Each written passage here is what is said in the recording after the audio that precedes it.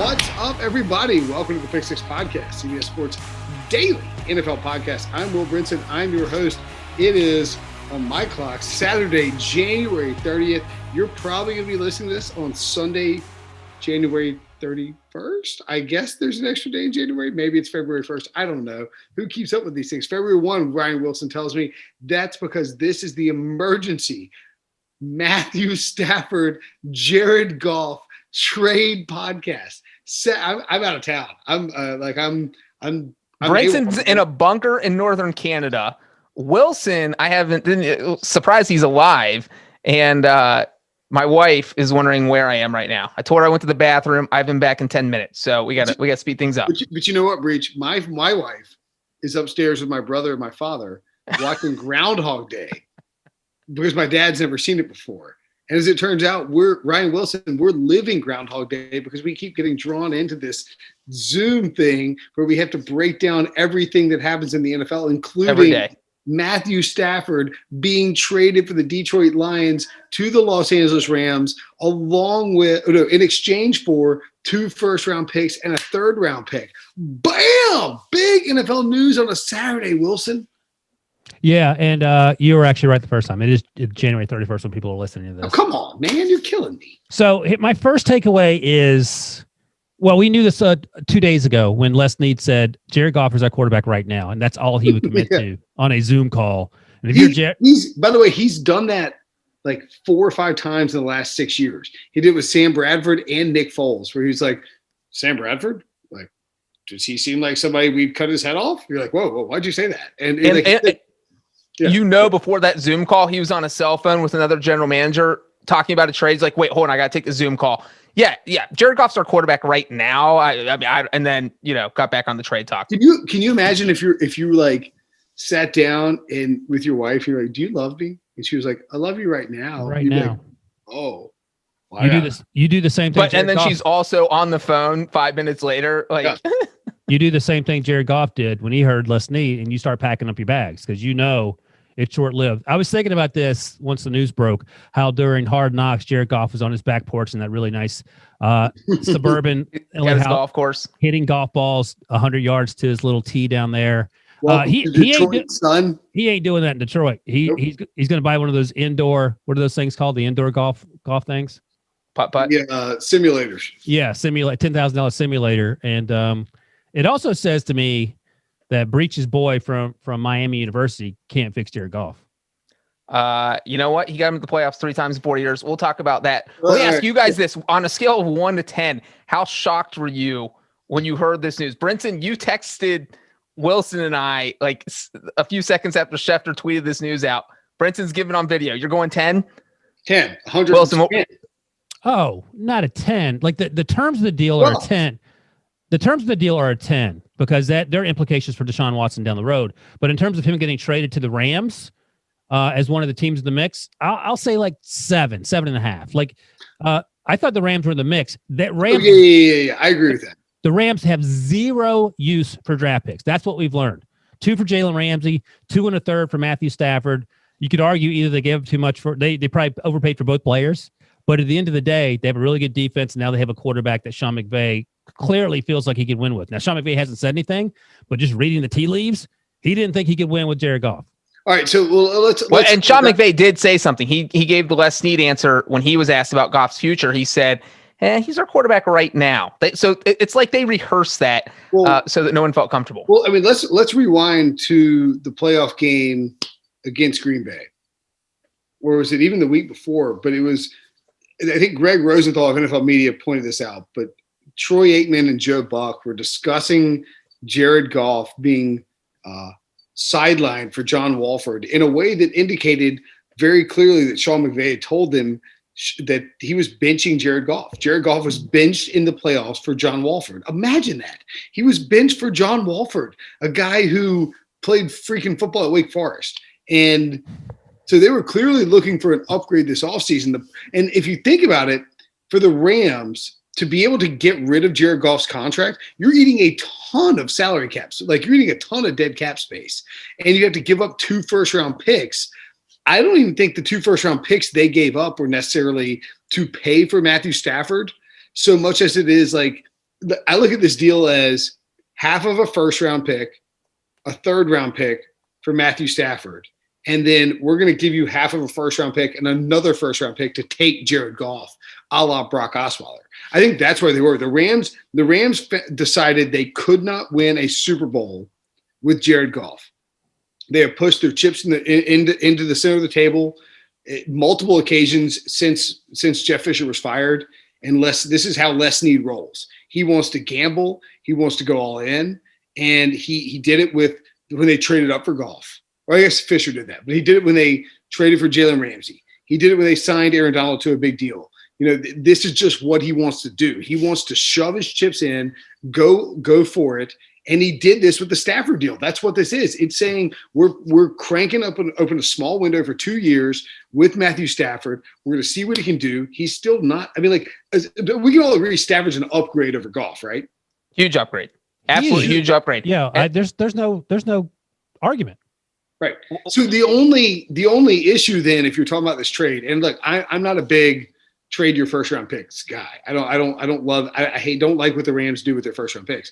But clearly, we all agree the upgrade at quarterback is massive. The question is, did you pay too much for it, and will it burn you down the road? Because the Rams thus far have not been burnt down the road by trading their first round picks. The Rams, no, the Rams cannot be burnt looking down the road. This is like someone in 2010 talking about traveling to Europe, and they're like, you know what, I'm going to put it off till 2020. And you get to 2020 and there's a pandemic and that threw off your whole long-term plan. Like the Rams don't do that. They think in the right now. If they're planning a trip in 2010, they go in 2010. So what you do if you're the Rams, and I'm sure Les Snead and Sean McVay thought about that. They said, look, do we want to rebuild this team? Or are we in the Super Bowl window?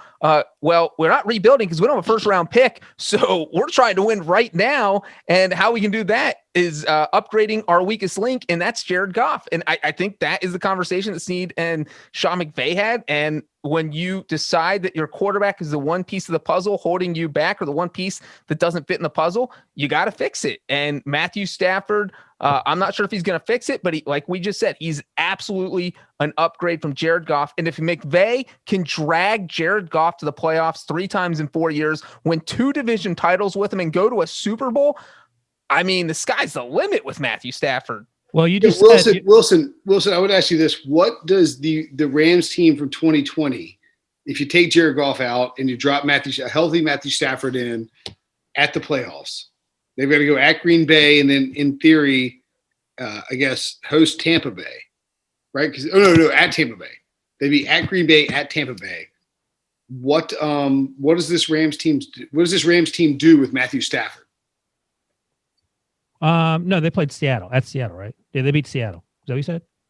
Oh, right. Yeah. Sorry. Yeah, they would have to go at Seattle, at Green Bay, right, at Tampa Bay. Is their path. Yeah.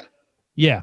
Well, you have to assume they would beat Seattle with Stafford if they beat Seattle with John Wolford. Of course. Yeah. And the Green Bay game, Goff actually didn't play terribly in that game, if I recall correctly. But I think you have to go back even further they went 10-6. Or maybe they win the division with Stafford. That's the other thing. I think you go back a little further because, Breach just said you don't know what you have in terms of an upgrade. He's a substantial upgrade, and we're going to see that pretty quickly.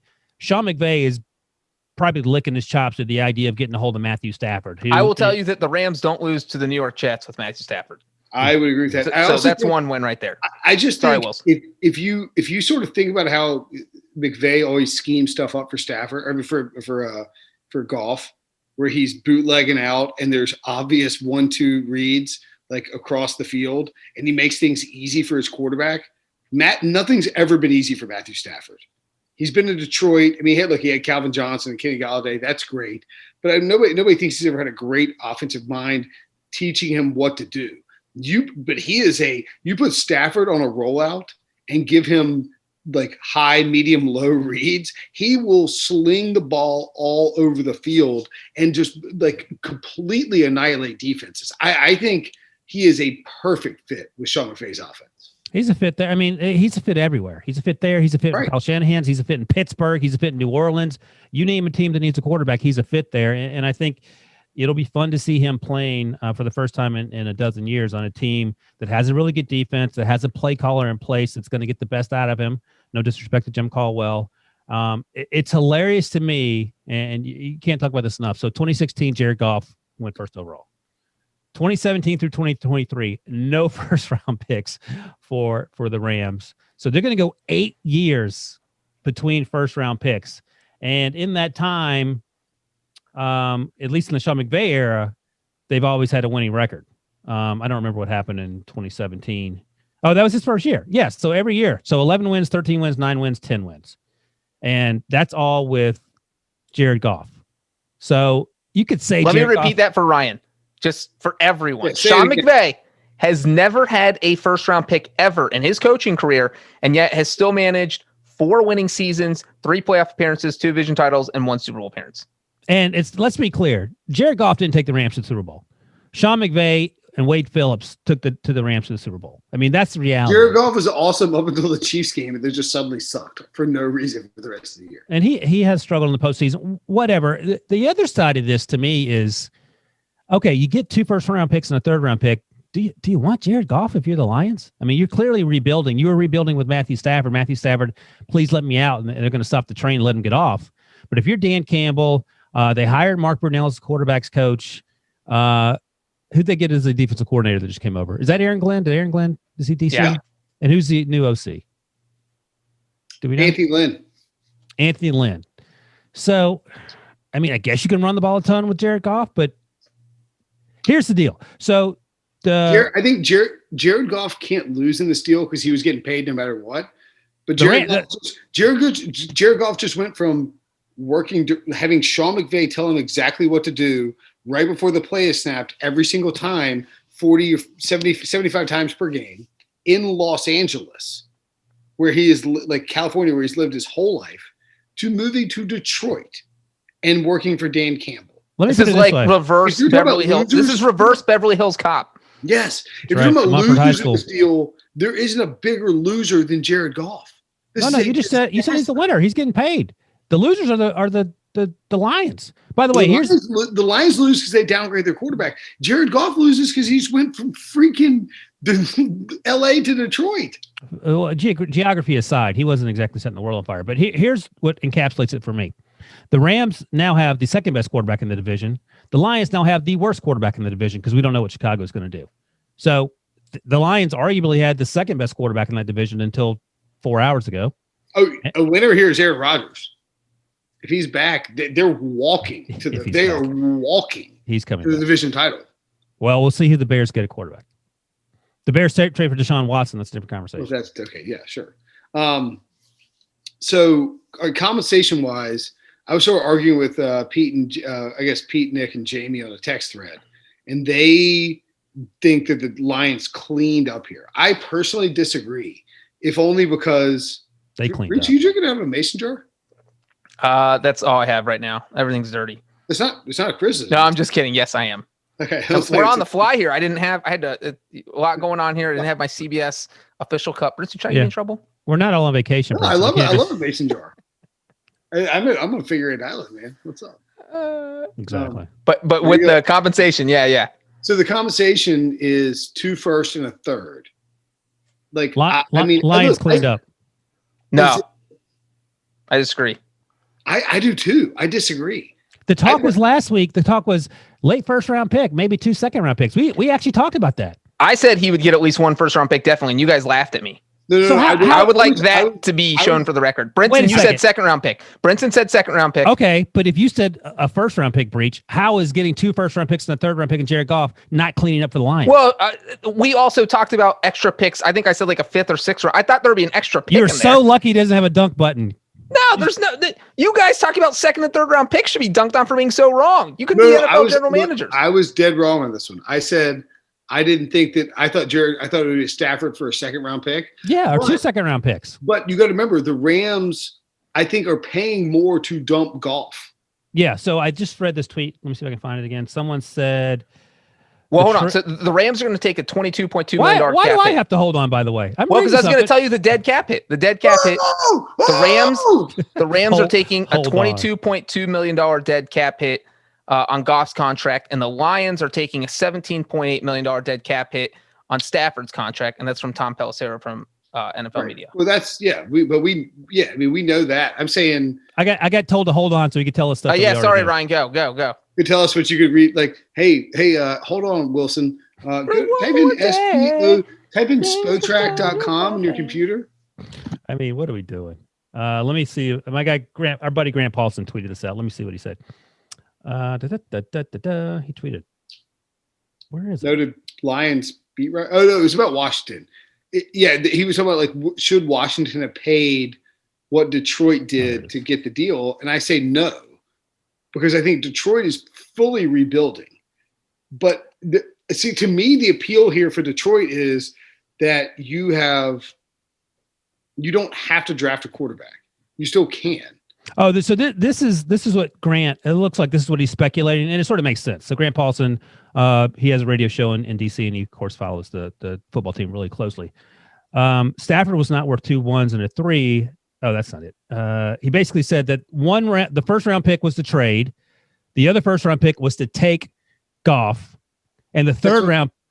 Is that what you just said? That's what I've been saying the whole time. And the third round pick was to finish off the deal. There it is. I found it. Yeah. I mean, like one of the first. So Stafford basically got a late first and a third, and then one of the first round picks is the Rams saying, "Hey, we'll throw you another one, but you're taking Goff because they can't have Goff and Stafford." Right. I mean, that makes sense.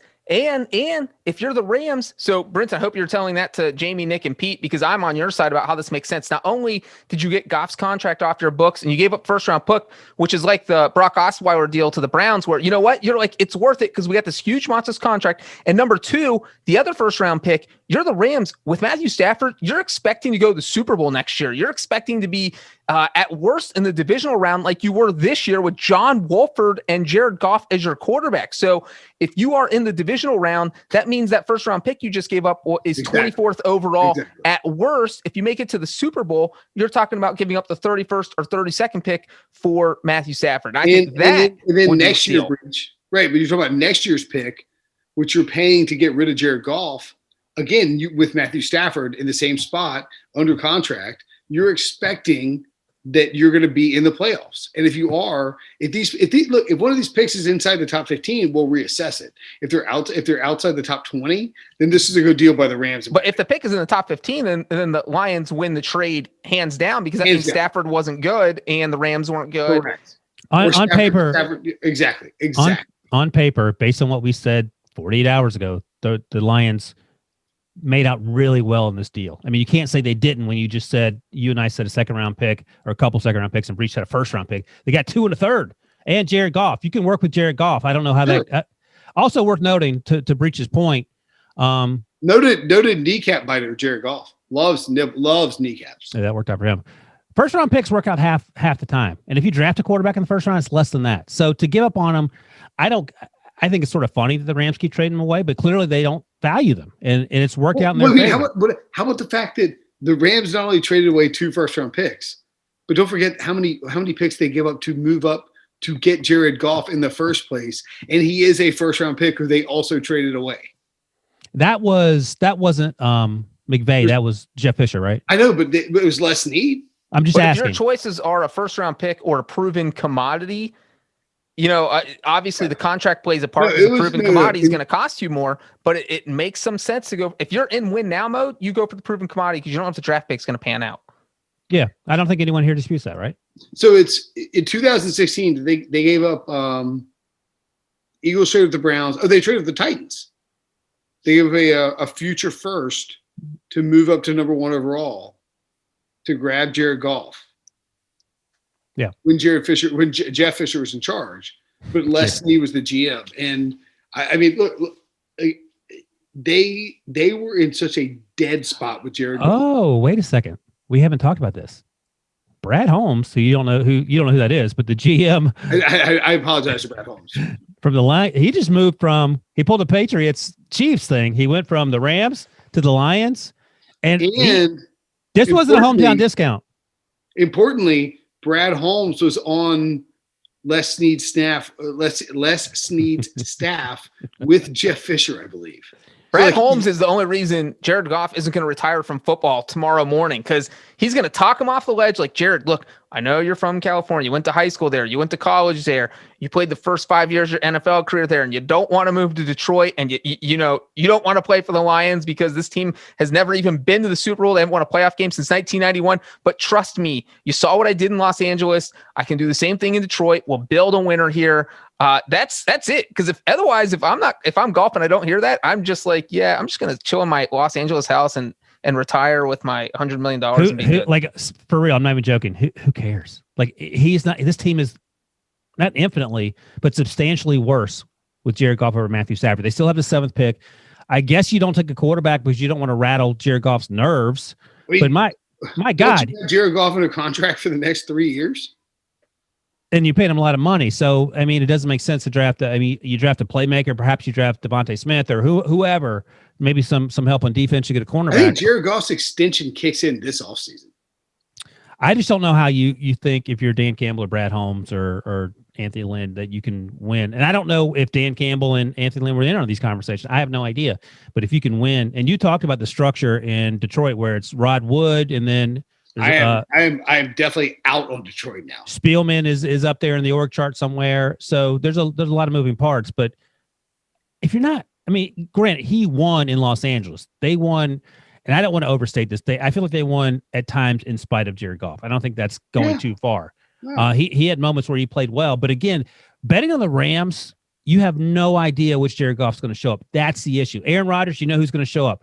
Drew Brees, he's not the Drew Brees he once was, but he will still show up and do a lot of things we're used to seeing. Jared Goff, he could throw 40 interceptions. I think the last 18 months, he's tied for the league in turnovers.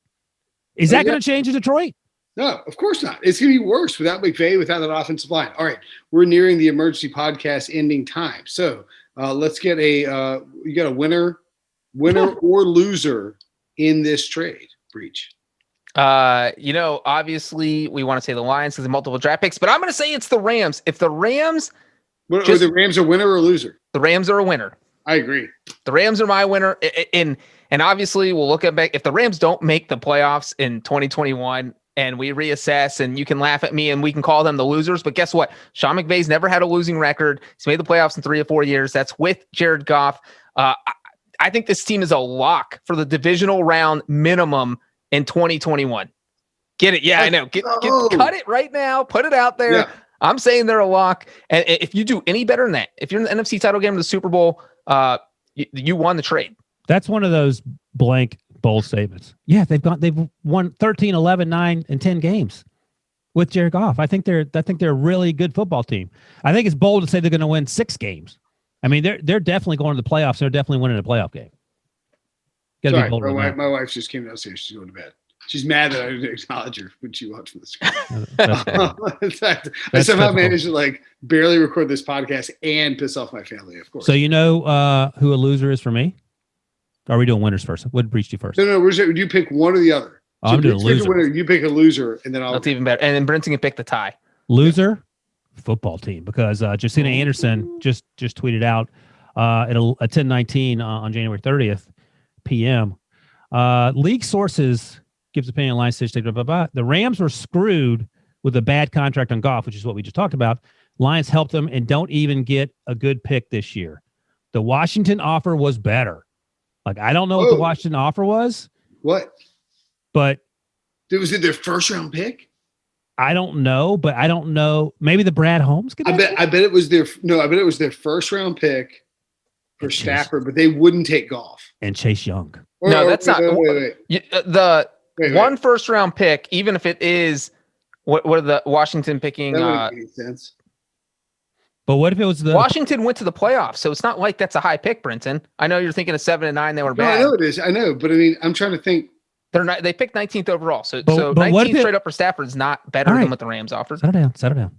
Breach is in interrupty mode. I don't like him like that. Sorry, I'm sorry. It's been a long night. What if it's 2 first-round picks, a third, and Chase Young? Is that a better deal? I feel like it is. Say it again? Huh? What did you say? Sorry, my audio. I said, what if it's 2 first-round picks, a third-round pick, and Chase Young?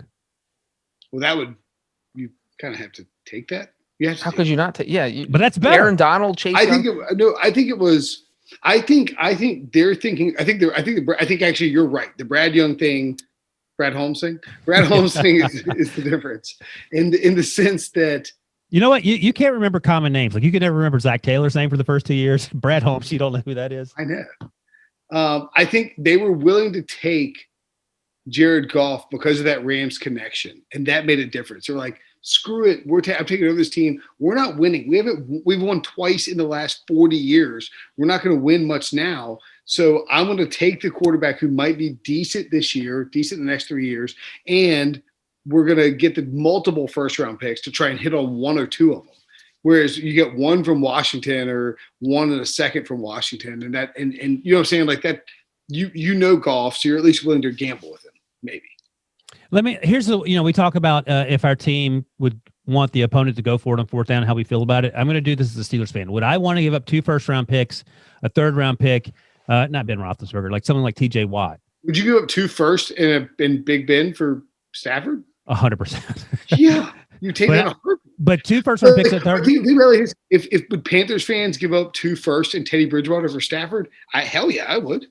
But that's why I said 2 first, a third, and T.J. Watt. I would think about it. Like I don't know. But 2 first and Ben, you're 2 first, a third. If you include the third, because that's part of it. The third's okay. Well, it's not okay. I mean, so here's the tiebreak. Winner, me. Oh boy, I can't wait to hear Matthew this. Stafford fan club president. Oh God, here we go. And he's going to LA, baby. He's going to light up the NFL in this offense. So you're a McVay fan? McVay is a genius offensively. There's a 2-word play action. Stafford throws bombs down the field. He's got Cooper Kupp, Robert Woods. They'll add a deep threat too. This is a perfect fit for him. Is this your rebound off of Phillip Rivers? Yeah. Oh yeah. I'm a Rams fan. That's a good rebound. Sometimes you marry a rebound. You know. I've got like the emoji with the hard eyes. That's me right now on the Rams. There's a 2-word description of what you are, and I can't say it until we get off the air. You guys want NFL a quick trivia? Only quarterback this century besides Matthew Stafford to be traded for multiple first-round picks is Jay who? Cutler. Boom. Way to give Jay Cutler shout out for bleed. And he wanted out badly. And I know, Wilson, you talked about this at the beginning of the podcast real quick, but this is totally, I think this puts a weird spin on the Deshaun Watson stuff, because now if you're calling the Texans, you're not offering at least 3 first-round picks? They just hang up on you. Yep. Has to be 3, and it has to be perhaps even a player. I mean, too bad Bill O'Brien isn't there for the Lions, for the Jets and the Dolphins, because then it would only take a third-round pick. But he's no longer there. And Jack Easterby and Nick Caserio is going to make it. What if you're like the Dolphins? Would you trade 5 first-round picks for Deshaun Watson and J.J. Watt? All right. Well, let's not. We got time to deal with this. We have a whole offseason to do podcast that we're going to get out of here in under 30 minutes. People's minds will be blown, myself included. Great emergency pod. Much more, of course, to unpack on Matthew Stafford to the Rams, Jared Goff to the Lions. John Breach, thanks for jumping off HQ in your fancy shirt to do this while I'm on vacation.